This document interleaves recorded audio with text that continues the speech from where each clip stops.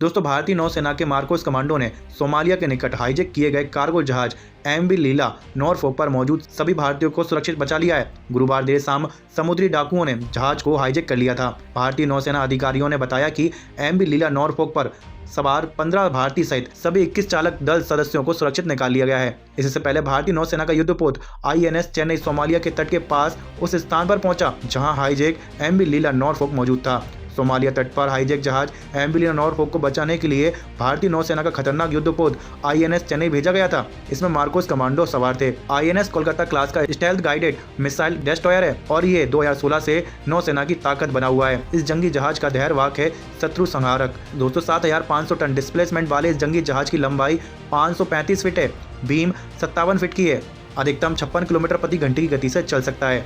अब जानते हैं कि भारतीय नेवी सील्स कमांडोज को ही क्यों भेजा गया था रेस्क्यू के लिए। दोस्तों मार्कोस कमांडो को भारत का नेवी सील्स भी कहते हैं। इन्हें तैयार तो भारतीय नौसेना के लिए किया जाता है, लेकिन ये जमीन और आसमान में भी दुश्मन से लोहा लेने के लिए ट्रेंड होते हैं। इनकी ट्रेनिंग अमेरिका नेवी सील्स की तरह ही होती है।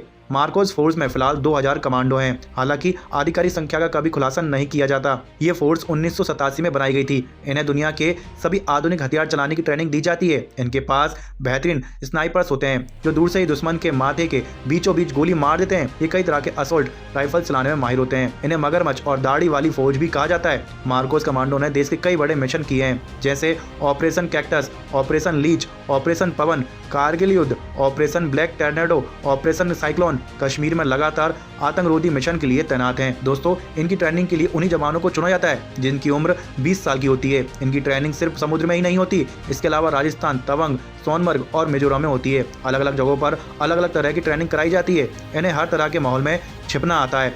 इतनी खतरनाक ट्रेनिंग के बाद में ये कमांडोज तैयार होते हैं। वैसे दोस्तों इंडियन नेवी और इंडियन आर्मी के लिए एक लाइक तो बनता है। मिलते हैं किसी नेक्स्ट वीडियो में।